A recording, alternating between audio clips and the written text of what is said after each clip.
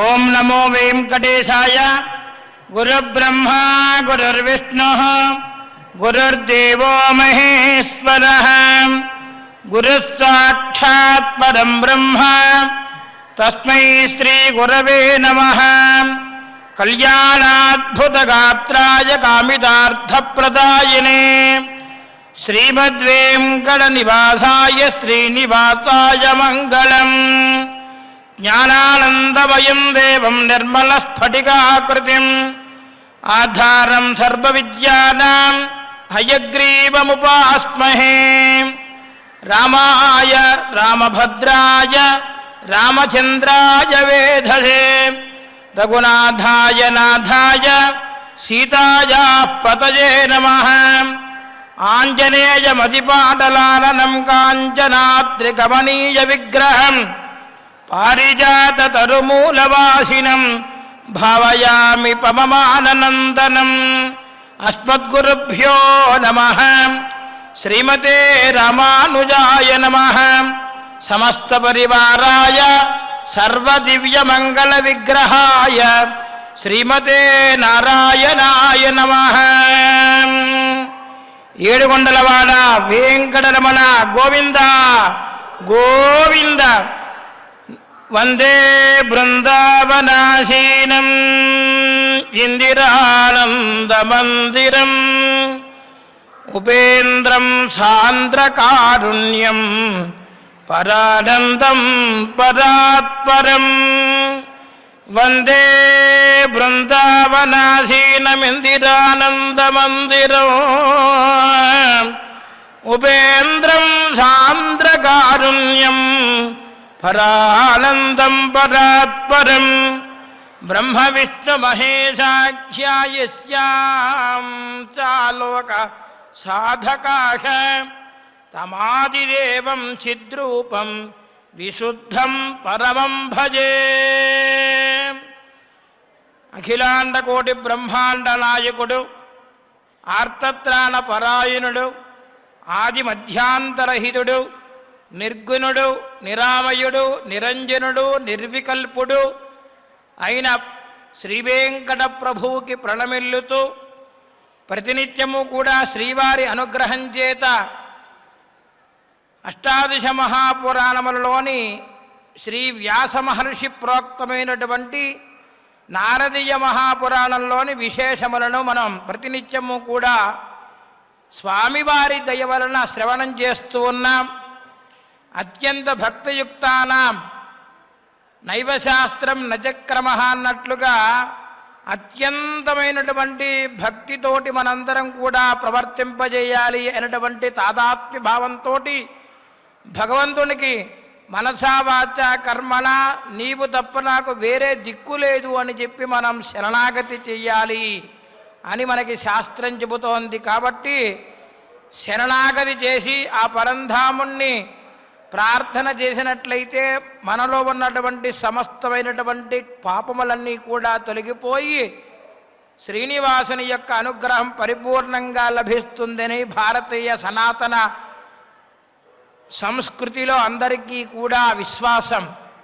అటువంటి విశ్వాసపూరితంగా రామాయణ భారత భాగవత మహాపురాణములను అష్టాదశ మహాపురాణములను కూడా మనం వాటిలో ఉన్నటువంటి సారాన్ని మనం సవిస్తారంగా ప్రతినిత్యము కూడా మనందరం కూడా చక్కగా శ్రవణం చేస్తున్నాం ఆ పరంధాముని యొక్క దయ వలన. అందువలన వారికి మరొక్కసారి శిరస్సు వంచి పాదాభివందనం చేయడం మన ధర్మం.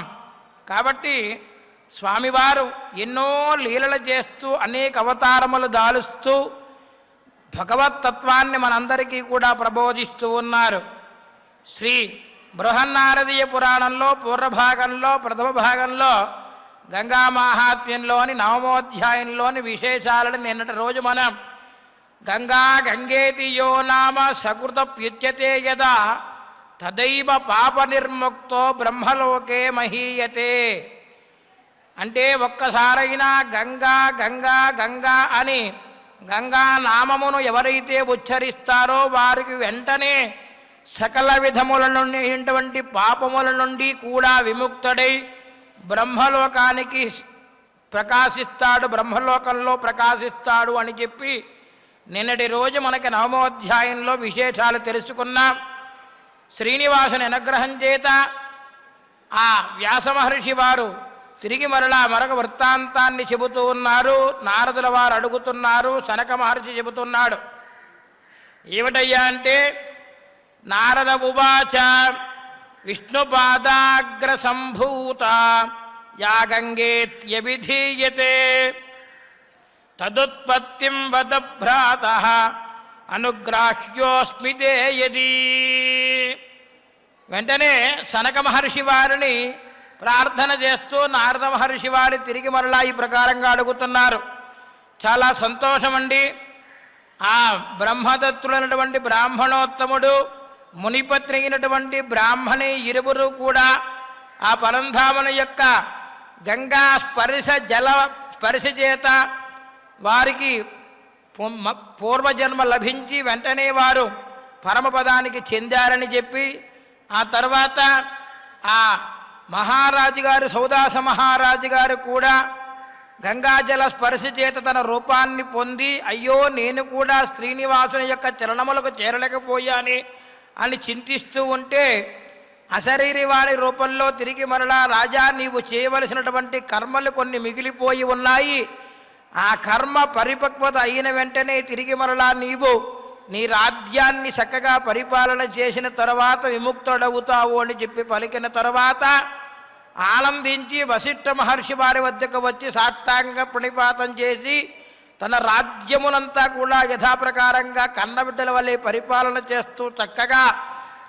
నిరంతరం కూడా భగవన్నామ సంకీర్తనం చేస్తూ భగవద్వైభవం గూర్చి 10 మందికి కూడా తెలియపరుస్తూ ఆ యొక్క మహానుభావుడైనటువంటి సౌదాస మహారాజు గారు కూడా అంత్యాన్ని, మోక్షాన్ని పొందాడు పరమాత్మ అనుగ్రహం చేత అని తమరు తెలియపరిచారు కదా. చాలా సంతోషం స్వామి. మరి విష్ణుపాదాగ్రముల నుండి పుట్టినటువంటి గంగ అని తమరు చెబుతున్నారు కదా, ఆ గంగాదేవి ఎక్కడ ఆవిర్భవించింది, దాని యొక్క పుణ్యతీర్థము యొక్క ఉత్పత్తి కూడా నాకు తిరిగి మరలా సవిస్తారంగా తెలియపరచండి అని చెప్పి అడుగుతూ ఉన్నారు నారదుల వారు. సనక ఉవాచ శృణు నారద వక్ష్యామి గంగోత్పత్తిం తవానఘా వదతాం శృణ్వతాం చైవ పుణ్యదాం పాపనాశినీం. ఆసీదింద్రాదిదేవానాం జనకః కశ్యపో మునిః దక్షాత్మజే తస్య భార్యే దితిశ్చాదదిదేవ చ. అతిథిః దేవమాతాస్తి దైత్యానాం జరణీదితిః. అదితిః దేవమాతాస్తి దైత్యానాం జరణీదితిః. తేతయోరాత్మజా విప్రా పరస్పర జయైషిణః. సదాసన్ పూర్వదేవాస్తు యతో దైత్యాః ప్రవర్తితాః. ఆదిదైత్యోదితే పుత్రో హిరణ్యకశిపూర్బలీ. ప్రహ్లాదస్య పుత్రోభూత్ సుమహాన్ దైత్యహత్తమః. విరోచనస్య తస్య సుతః బభూవ ద్విజభక్తిమాన్. తస్య పుత్రోది తేజస్వీ బలిరాసీన్ ప్రతాపవాన్. సయేవ వాహినీపాలో దైత్యానాం భవన్మునే. బలేన మహతా యుక్తః బుభుజే మేదినీమిమాం. విజిత్య వసుధాం సర్గాం స్వర్గం జేతం వనోదధే. శనక మహర్షి వారు ఈ ప్రకారంగా చెబుతున్నారు. నాయనా, ఓ పాపరహితుడా నారద, చెప్పువారులకు అంటే ఈ యొక్క గంగోత్పత్తి గురించి చెప్పేవారులకు, ఆ గంగా మాహాత్మ్యం గురించి వినేవారులకి ఇద్దరికీ కూడా పాపము వెంటనే నశిస్తుందయ్యా. పరమ పుణ్యమైనటువంటి గంగోత్పత్తి గురించి నీకు చెబుతున్నాను వినవయ్యా అంటూ ఈ ప్రకారంగా చెబుతున్నారు. ఇంద్రాది దేవతలందరికీ కూడా కశ్యప మహర్షి వారు తండ్రి. కశ్యప మహర్షి వారు ఇంద్రాది దేవతలందరికీ కూడా తండ్రి. ఆ కశ్యప మహామునికి అదితి, దితి అయినటువంటి దక్ష ప్రజాపతి పుత్రులు ఇద్దరూ కూడా భార్యలుగా ఉండేవారు. దేవతలందరికీ కూడా తల్లి అదితి, దైత్యులందరికీ కూడా తల్లి దితి. వారికి అందువల్లనే వారికి పూర్వదేవులు అని పేరు వచ్చేది. కారణం ఏమిటంటే అదితి యొక్క దితిపుత్రులైన దైత్యులందరూ కూడా ఒకానొకరు ఎల్లప్పుడూ కూడా ఇద్దరు కూడా వారు అంటే వీరు వీరంటే వారు పడకుండా ఎల్లప్పుడూ కూడా వారి మీద వీరు వీరి మీద వారు జయించాలని ఎప్పుడూ కూడా కోరుకుంటూ ఉండేవారట. అటువంటి పూర్వదేవులైనటువంటి వీరు దైత్యులలో మొదటివాడైనటువంటి దితిపుత్రుడు అయినటువంటి మహాబలశాలి హిరణ్యకశిపుడు. ఆ హిరణ్యకశిపుని యొక్క పుత్రుడే మహానుభావుడైనటువంటి ప్రాతస్మరణీయుడైనటువంటి పరమ భాగవతోత్తముడు ప్రహ్లాదుల వారు. ఆ ప్రహ్లాదుల వారి యొక్క పుత్రుడే విరోచనుడు. ఆ విరోచనుడు మహానుభావుడు. ప్రహ్లాదుని వలె తను కూడా బ్రాహ్మణ భక్తి కలిగి నిరంతరం కూడా భగవన్నామ సంకీర్తనం చేస్తూ అనేక రకమైనటువంటి యజ్ఞయాగాదులన్నీ కూడా దగ్గరుండి చేయిస్తూ ఉన్నటువంటి మహానుభావుడు ప్రహ్లాదుల వారి యొక్క సుపుత్రుడు ఈ విరోచనుడు. ఆ విరోచనుల యొక్క పుత్రుడు బలి. అతను బలి చక్రవర్తి. విరోచనుల యొక్క పుత్రుడు బలి చక్రవర్తి. అతను కూడా మహాపరాక్రమవంతుడు, తేజోవంతుడు, ప్రతాపవంతుడు. అతను ఏం చేశాడయ్యా అంటే బలి చక్రవర్తి దైత్యులందరికీ కూడా నాయకత్వం వహించాడు. వహించి పరమ సంతోషంగా రాజ్యాన్నంతా కూడా తన సైన్యం చేత రాజ్యాన్నంతా కూడా చక్కగా పరిపాలన చేస్తూ ఈ భూమండలాన్నంతటినీ కూడా జయించి రాజ్య సుఖాన్ని అనుభవిస్తూ ఉన్నాడు ప్రహ్లాదుల వారి యొక్క మనుమడు అయినటువంటి బలి చక్రవర్తి. ఆయన యొక్క పరాక్రమం ఎలాగుందయ్యా అంటే సమస్తమైనటువంటి భూమండలములన్నీ కూడా జయించి ఆఖరికి స్వర్గములకు కూడా వెళ్ళి అక్కడ ఇంద్రాది దేవతలందరినీ కూడా జయించి దానిని కూడా వశం చేసుకోవాలి అని చెప్పి సంకల్పం చేసుకున్నాడు. చేసుకుని గజాశ్చయస్తాయుధ కోటి లక్షా తావంత ఏవాస్పరథా మునీంద్ర గజే గజే పంచాశితీ పదాతే కిం వర్ణ్యతే తస్య చమూర్వశిష్ట. ఈ బలి చక్రవర్తి గారి యొక్క సైన్యం చాలా శ్రేష్టమైనటువంటి సైన్యమట. అది ఎలాగుందయ్యా అంటే 10,000 కోట్ల లక్షల ఏనుగులున్నాయి ఆ బలి చక్రవర్తి గారి యొక్క సామ్రాజ్యంలో. బలి చక్రవర్తి గారి యొక్క సామ్రాజ్యంలో ఉన్నటువంటి ఏనుగులు మాత్రమే 10,000 కోట్లు. అలాగే 10,000 కోట్ల లక్షల ఏనుగులు ఉన్నాయి. 10,000 కోట్ల లక్షల రథములున్నాయి. అదే ప్రకారంగా 10,000 కోట్ల లక్షల అశ్వములు గుర్రములున్నాయి. ప్రతి ఏనుగు వెంట 500 పదాతి సైన్యం కలిగి ఉందట. ఒక్కొక్క ఏనుగు అంటే 10,000 కోట్ల లక్షల ఏనుగులు. ఒక ఏనుగు వెంట కూడా చక్కగా అతని యొక్క పదాతి సైన్యం అంతా కూడా 500 సైన్యం ఒక ఏనుగుకి. అటువంటి ఏనుగులకి సైన్యం ఉన్నటువంటి వారు 10,000 కోట్ల లక్షల మంది చక్కగా ఏనుగులుంటే దానికి 5 రెట్లు సైన్యం పదాతి సైన్యం ఉన్నారట. ఆ సైన్యానంతా కూడా కూడగట్టుకొని ఈ చక్రవర్తి బలి చక్రవర్తి సామ్రాజ్యం చేస్తూ ఉన్నాడు. చేస్తూ బలి చక్రవర్తి గారి దగ్గర మంత్రులుగా ఉండేవారిని 2. వారెవరయ్యా అంటే కుంభాండు, కూపకర్ణుడు అనేటువంటి మహాబలశాలి 2 కూడా పరాక్రమవంతులు, తేజోవంతులు, యుద్ధ నీతి తెలిసినటువంటి వారు. వారు దేవతలందరినీ కూడా జయించాలని చెప్పి సంకల్పం చేసుకుని గొప్ప సైన్యంతో బయలుదేరాడు.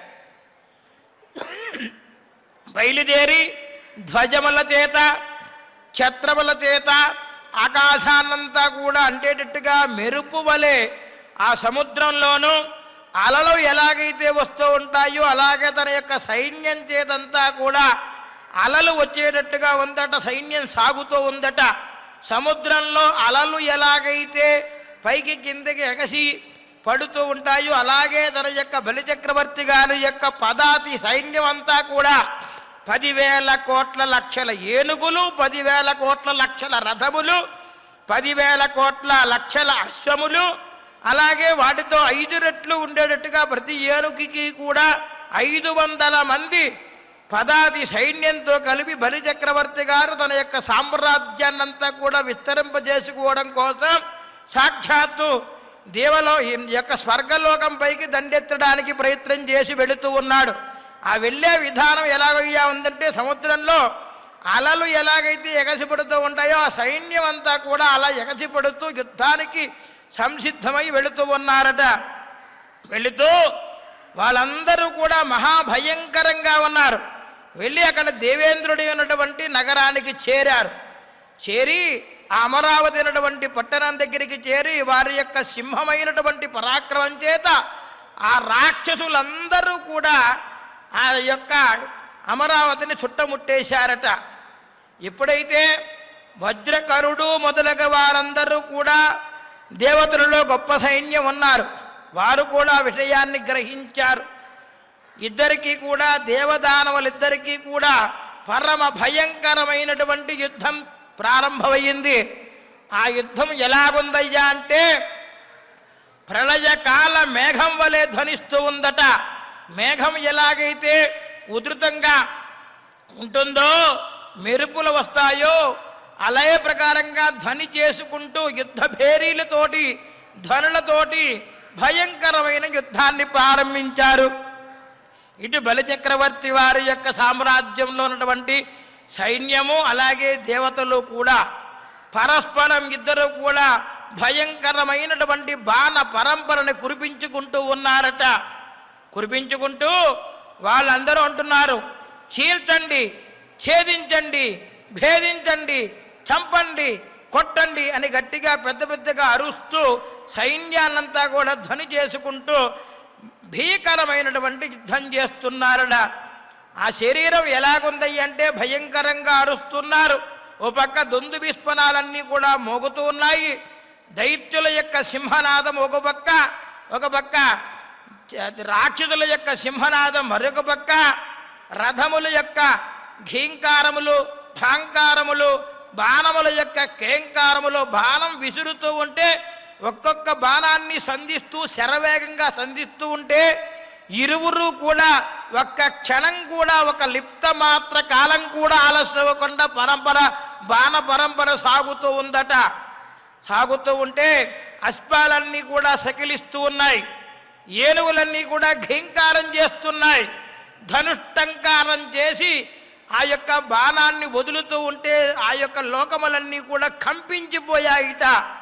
చూడండి, దేవదానవులు ఇద్దరూ కూడా ఎప్పుడైతే బాణ పరంపర చేత భయంకరమైనటువంటి యుద్ధాన్ని చేస్తూ ఉన్నారో ప్రపంచమంతా కూడా తల్లడిల్లిపోయింది. ఏమిటి అకాల ప్రళయం అని చెప్పి అందరూ కూడా ఆశ్చర్యపోతూ ఉన్నారట. బభౌ దేవద్విషాంశేరా స్ఫురశ్చత్రౌగధారిణి చలద్విద్యున్నిభారాత్రి చాదితా జలదైరివ తస్మిన్ యుద్ధే మహాఘోరే గిరీన్ క్షిప్తాన్ సురారిభిః నారాజైః తూర్ణయామాసు దేవాస్తే లఘు విక్రమాః కించిత్ సంతాడయామాసు నాగైర్నాగాంధనప్రైః అస్పైరస్పాంశ కేశిత్తు గదాదండైరధార్ధనన్. ఈ ప్రకాశిస్తూనటువంటి పరమ తేజోవంతమైనటువంటి యుద్ధం చేస్తూ ఆయుధాలన్నీ కూడా ధరించినటువంటి రాక్షస సైన్యం మెరుపు వలె, అచంచలమైనటువంటి మెరుపు వలె ప్రకాశిస్తూ మేఘముల చేత కప్పబడినటువంటి రాత్రి వల్లే శోభల్లించారట. వారు యుద్ధం చేస్తూ ఉంటే ఎలాగుంది, మేఘానంతా కూడా కప్పిపడిపోయి ఎలాగుందో అలాగంతా కూడా ఆ బాణ పరంపర చేత శబ్ద ధనుష్టంకార తీవ్రమైనటువంటి భీకర యుద్ధం చేస్తూ పరస్పరం చేస్తూ ఉంటే ఆ మెరుపులంతా కూడా మాయమైపోయాయా, రాత్రికాలం సంభవించిందా అన్నట్టుగా భయంకరంగా యుద్ధం చేస్తున్నారట. మహాఘోరమైనటువంటి ఆ యుద్ధంలో రాక్షసులు ప్రయోగించినటువంటి పర్వతములు శీఘ్ర విక్రములై దేవతల యొక్క బాణములన్నీ కూడా చూర్ణం చేస్తూ ఉన్నాయి.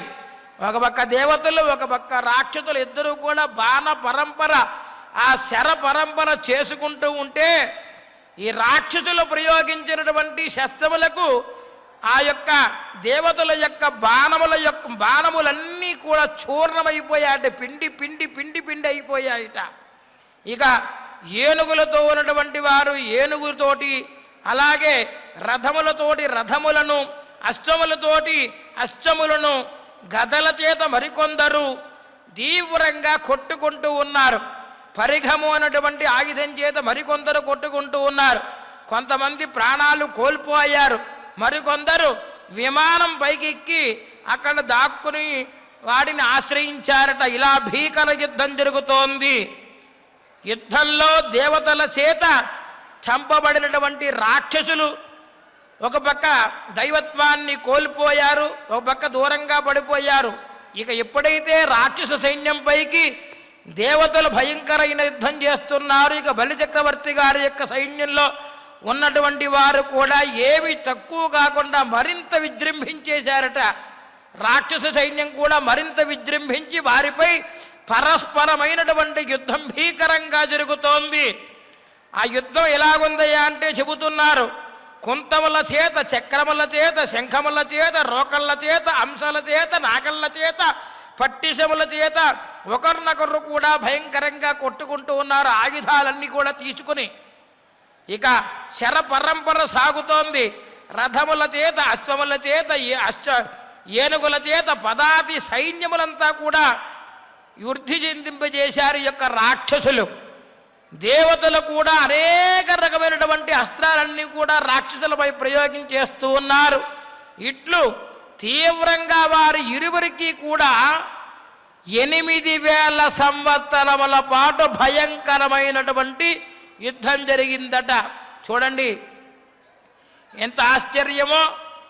ఆ బలిచక్రవర్తి వారి యొక్క సైన్యమునకు, అలాగే ఇంద్రాది దేవతల యొక్క సైన్యమునకు కూడా భీకరమైనటువంటి యుద్ధం. 8,000 సంవత్సరముల భయంకరమైనటువంటి యుద్ధం తీవ్రంగా జరిగిందట. సూర్యోదయం నుండి సూర్యాస్తమయం వరకు యుద్ధ నియమం కాబట్టి యుద్ధం చేస్తూ ఉంటే అలాగా 8,000 సంవత్సరాల భీకరమైనటువంటి యుద్ధం భయంకరంగా అస్త్రశస్త్రముల చేత, రోకళ్ళ చేత, పిడికిల చేత, శూలముల చేత, బాణముల చేత, పరిఘముల చేత, గులక రాళ్ల చేత, అనేక రకమైనటువంటి ముద్గరములైనటువంటి ఆయుధముల చేత భయంకరమైనటువంటి యుద్ధం సాగుతూ ఉందట. ఇలా సాగుతూ ఉంటే అదైత్య బలే వృద్ధే పరాభూత దివౌకసః సురలోకం పరిత్యజ్య సర్వే భీతాః ప్రతద్రువుః వరరూప పరిచ్ఛన్న విచేరుః అవనీతలే వైరోజని త్రిభువనం నారాయణ పరాయణః. తర్వాత ఈ రాక్షసులంతా కూడా భీకరమైనటువంటి యుద్ధాన్ని ఎప్పుడైతే తన యొక్క బాహుబలం చేత యుద్ధ నీతిని ప్రదర్శిస్తూ దేవతలపైకి యుద్ధం ప్రారంభించి విజృంభించేశారో దేవతలందరూ కూడా యుద్ధంలో పరాజయులైపోయారట, పారిపోతున్నారు. పారిపోయి ఏం చేశారు, స్వర్గాన్ని విడిచిపెట్టేసి అందరూ భయంకరంగా పారిపోయారు. మానవ రూపంతో రహస్యంగా భూలోకంలోకి తిరుగుతూ ఉన్నారట. ఆ బలిచక్రవర్తి గారి యొక్క సైన్యము, బలిచక్రవర్తి వారు తీవ్రమైనటువంటి యుద్ధాన్ని ఎప్పుడైతే సంకల్పించి భీకరమైనటువంటి యుద్ధాన్ని చేసి అనేక ఆయుధ శస్త్రహస్త్రముల చేత ఎప్పుడైతే సంధించి వారందరినీ కూడా బెదరగొట్టేస్తూ ఉంటే చాలామంది పారిపోయి ఇక యుద్ధంలో ఓడిపోయినటువంటి దేవతలందరూ కూడా స్వర్గలోకాన్ని వదిలిపెట్టేసి దేవుడా, అది పరమేశ్వర, నీవే దిక్కు అంటూ పారిపోయి మానవలోకంలో రహస్యంగా దాక్కున్నారట. ఇక విరోచనుడి యొక్క పుత్రుడైనటువంటి బలిచక్రవర్తి గారు చక్కగా ఆ నారాయణ స్మరణ చేసుకుంటూ పరమ భాగవతోత్తముడుగా ఉన్నటువంటి ఆయన నిరంతరం నారాయణ నారాయణ నారాయణ నారాయణ అంటూ నారాయణ యొక్క నామస్మరణాన్ని చేస్తూ భక్తియుక్తపరుడయ్యి ప్రతినిత్యము కూడా భగవంతుడైనటువంటి ఆ శ్రీమన్నారాయణుని సేవిస్తూ మూడు లోకములు కూడా తిరుగులేనటువంటి ఐశ్వర్యం చేత మహాపరాక్రమవంతుడై కాంతివంతుడై బలము గలవాడై చక్కగా అనుభవిస్తున్నాడు రాజ్యాన్ని. ఈ ప్రకారంగా శ్రీ మహావిష్ణువుని ఎప్పుడైతే నిరంతరం స్మరణ చేస్తూ ఉన్నాడో శ్రీ మహావిష్ణువుని శాంతింపజేయడం కోసం, ఆయన యొక్క అనుగ్రహం సంపాదించడం కోసం అశ్వమేధ యాగాన్ని కూడా చేశాడట ఆ యొక్క బలిచక్రవర్తి గారు. చేసి స్వర్గలోకంలో ఇంద్రత్వాన్ని పొందాడు. ఎప్పుడైతే దేవేంద్రాదులందరూ కూడా యుద్ధంలో పరాజితులై పారిపోయారో వెంటనే స్వర్గలోకాన్ని కైవసం చేసుకున్నాడు బలిచక్రవర్తి గారు. బలిచక్రవర్తి గారు స్వర్గలోకాన్ని కైవసం చేసుకున్నప్పటికీ కూడా భగవద్భక్తితోటి మాత్రం ఎప్పుడూ కూడా పరంధాముణ్ణి సేవిస్తూనే ఉన్నాడు. అంటే విద్యుక్తమైనటువంటి నిత్య విధానము నిత్య కర్మలు అన్నీ కూడా చేస్తూ ఉన్నాడు.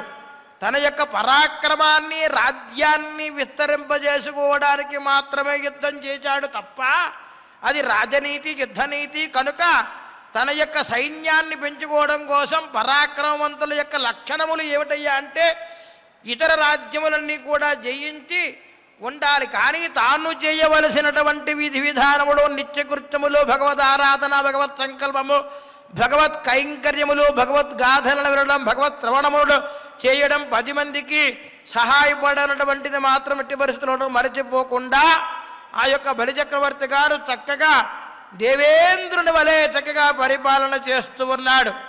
ఇక చేస్తూ తాను అనేక రకమైనటువంటి దేవతా ప్రీతి కొరకు బ్రాహ్మణులందరినీ కూడా పూజిస్తూ ఉన్నాడు.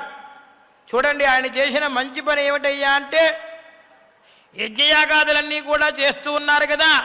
చేస్తూ ఉంటే భగవంతుడైనటువంటి పరంధామునితో పాటు బ్రాహ్మణోత్తములు కూడా సేవిస్తూ ఉన్నాడు. కానీ రాక్షసత్వం అతని యొక్క ప్రవృత్తి కాబట్టి రాక్షస వంశంలో జన్మించాడు కాబట్టి ఏం చేశాడయ్యా అంటే ఆ బ్రాహ్మణోత్తములు మహర్ష్యాదులు కూడా యజ్ఞయాగాదులు చేసినటువంటి హవిస్సును మాత్రం బలిచక్రవర్తియే తీసుకుంటూ ఉన్నాడట. ఇక ఇదంతా కూడా ఇలా జరుగుతూ ఉంది. ఈ దేవమాత అయినటువంటి అదితి తన పుత్రుల యొక్క దురవస్థను చూసి మిక్కిలి బాధపడుతోందిట. మిక్కిలి దుఃఖించింది. ఏమిటి ఈ ప్రహ్లాదుల వారి యొక్క మనవడైనటువంటి బలిచక్రవర్తి గారు యుద్ధానికి వచ్చి నా యొక్క కుమారులందరినీ కూడా పరాజితులు చేయించేసి తిరిగి స్వర్గము నుండి పారద్రోలారు కదా, వారందరూ కూడా పారిపోయారు కదా, ఏమిటి వీరికి ఇటువంటి దురవస్థ కలిగింది అని చెప్పి ఆ దేవమాత అయినటువంటి అదితి చాలా బాధపడిందట. బాధపడి దుఃఖించి ఏమి చెయ్యాలన్నా శ్రీమన్నారాయణ పరమేశ్వర అంటూ ఆమె కూడా హిమవత్ పర్వతం దగ్గరికి వెళ్ళి అక్కడ తీవ్రమైనటువంటి తపస్సు ప్రారంభించిందట అదితి మాత. ఆ తపస్సు ఎలా చేస్తోందయ్యా అంటే నిరంతరం కూడా భగవంతుణ్ణి ధ్యానం చేస్తూ ఉన్నటువంటి ఆమె ధ్యానంలో తపస్సు ప్రారంభించింది. ప్రారంభించి కొంతకాలం తర్వాత నిలబడింది. ఆ నిలబడిన తర్వాత కొంతకాలం ఒంటికాలపై నిలబడి తపస్సు చేస్తోంది. మరికొంతకాలం తర్వాత బొటన వ్రేలిని మాత్రమే భూమిపై ఉంచి తపస్సు చేస్తూ ఉంది. ఆ తర్వాత మొట్టమొదట ఫలములను భుజించేది, ఆ తర్వాత ఎండి ఆకులను భుజిస్తూ ఉంది. క్రమక్రమంగా గాలిని మాత్రమే భుజిస్తూ నిరాహారంతో మనస్సులో సచ్చిదానంద స్వరూపుడైనటువంటి ఆ శ్రీమన్నారాయణుని ధ్యానం చేసుకుంటూ తీవ్రమైనటువంటి తపస్సు చేస్తూ ఉంది ఆ మాత. ఎప్పుడైతే ఆ మాత తీవ్రమైనటువంటి తపస్సు చేస్తూ ఉందో ఇలాగా 1000 దివ్య సంవత్సరాల తపస్సు చేసిందట మాత. అదితి మాత 1000 దివ్య సంవత్సరములు, 1-2 రోజులు కాదు, సంవత్సరం కాదు, నెల కాదు, పక్షం కాదు, నెల కాదు, సంవత్సరం కాదు, 1000 సంవత్సరములు తీవ్రమైనటువంటి దివ్య సంవత్సరములంతా కూడా తీవ్రమైనటువంటి తపస్సు చేసిందట. అంతులేని ఆ యొక్క తపస్సు చేస్తూ ఉంటే దిక్కులన్నీ కూడా పెక్కడెళ్ళిపోయాయిట. ఆ తపస్సును మాయావి అయినటువంటి ఈ బలిచక్రవర్తి గారి యొక్క సైన్యం అంతా కూడా చూశారు. బలిచక్రవర్తి గారంతా కూడా వారంతా కూడా గ్రహించారు. గ్రహించి వారందరూ కూడా దేవతా రూపంలో అక్కడికి వచ్చారట. వచ్చి ఆ మాతకు నమస్కరించి, ఓ తల్లి, శరీరంతో శుష్కించపోయి నీవు తపస్సు చేస్తున్నావు, ఏమిటిది? నీకు ఇంత దుష్కృతి ఎందుకు కలిగింది? నీ యొక్క కుమారులు అక్కడ తల్లి లేనటువంటి వారుగా ఉన్నారు, మాత లేనటువంటి శిశువు రక్షణ ఉంటుందా? కాబట్టి నీవు ఈ తపస్సును వదిలిపెట్టము, ఇంత శ్రమపడి నీవు తపస్సు చేయవలసినటువంటి అవసరం ఏముంది అని చెప్పి పలుపది విధములుగా తపస్సును భంగం చేయడం కోసం ప్రయత్నం చేస్తున్నారు దేవతా రూపములను దాల్చి వచ్చినటువంటి బలిచక్రవర్తి గారి యొక్క సైన్యంలో ఉన్నటువంటి ప్రముఖులు. అయినప్పటికీ కూడా ఈ తల్లితోటి అంటున్నారు, ఆవులు ఉన్నాయి కదమ్మా, అలాగే పశువులు మొదలగినటువంటి వారు అవన్నీ కూడా ఉన్నాయి కదా, వృక్షములు అవన్నీ కూడా ఉన్నాయి కదా, అవన్నీ మాతృహీనములై చనిపోయిన వాటికి ఏమీ తెలియకపోవచ్చు, కానీ నీ పుత్రులకు అన్నీ కూడా తెలుసు, జ్ఞానమున్నది, పరాక్రమవంతులు, శక్తివంతులు, అటు తల్లి లేని వారుగా ఉన్నారు వారు. నీవు ఇక్కడికి వచ్చి ఇన్ని వేల సంవత్సరములు శుష్కించిపోయి తపస్సు చేయవలసినటువంటి అగత్యం నీకెందుకమ్మా అని చెప్పి ఆ తపస్సును భంగపడుతూ ఉన్నారు, భంగపెట్టడానికి ప్రయత్నం చేస్తూ ఉన్నారు. అయినప్పటికీ కూడా ఆ మాత ఏమీ చెలించలేదట. చూడండి, సంకల్పంతో భగవంతుణ్ణి ధ్యానం చేయడం, ఒక్క లిప్తకాలం చేయడం చాలా కష్టం. ఎందుకంటే మన మానవ శరీరం కామ క్రోధ లోభ మోహ మతమాశ్చర్యములకు ఎప్పుడూ కూడా ఆ అరిషడ్వర్గములను ఇంద్రియములన్నీ కూడా జయించడానికి కష్టపడుతూ ఉంటాం. కానీ ఒక్క క్షణమాత్రము ఈ తపస్సు చేసుకుని భగవంతుణ్ణి ధ్యానం చెయ్యాలంటేనే మనస్సు లగ్నం కాదే. అయినప్పటికీ కూడా తన పుత్రుల యొక్క దురవస్థని చూసినటువంటి అదితి మాత 1000 దివ్య సంవత్సరములు తపస్సు చేసిందట. ఎంత మహా తల్లో ఆమె. చూడండి, ఎప్పుడైతే తపస్సును భంగం కలగజేయాలని చూశారో వెంటనే ఆమె ఏమీ చెలించకుండా సరా ఆ పరమేశ్వరుని పరంధాముణ్ణి ధ్యానం చేస్తూనే ఉందట. ఏవ ముక్తాస్తురా సర్వే హరిధ్యానపరాయణ నిరీక్ష్య క్రోధ సంయుక్త హంతం చక్రుః మనోరథం కల్పాంతమేక నిర్ఘోటా క్రోధ సంరక్తలోచనాః దంష్ట్రాగ్రైః అసృజన్ వక్నిం సోదహత్ కాననం క్షణాత్ శతయోజన విస్తీర్ణం నానాజీవ సమాకులం తేనైవ దగ్ధాదైతేయ ఏ ప్రదర్శయితం గతాః సైవావశిష్టా జననీ సురానామబ్దాచ్ఛదాదత్యుత సక్తచిత్త సంరక్షత విష్ణుసుతరసేనేన దైవాంతకేన స్వజనానుకంపినా. ఈ ప్రకారంగా ఎప్పుడైతే పలుకుతూ ఉన్నారో వారందరి యొక్క విషయములన్నీ కూడా తెలుసుకొని దేవతా రూపంలో ఉన్నవారైనప్పటికీ కూడా వారు నా యొక్క పుత్రులు కాదు అని తెలుసుకుంది అదితి మాత. వీరందరూ కూడా రాక్షసులే అని తెలుసుకొని ఆ హరినామ స్మరణ చేసుకుంటూ ధ్యానం చేసుకుంటూ అదితి మాత ఎప్పుడైతే తన యొక్క రాక్షసులు చెప్పిన మాట వినలేదో ఆమెని వారందరూ కూడా తీవ్రమైనటువంటి కోపాంతో ప్రదర్శించి ఆమెని చంపడానికి సంకల్పం చేసేసుకున్నారట. వారందరూ కూడా ఏమి చేశారు?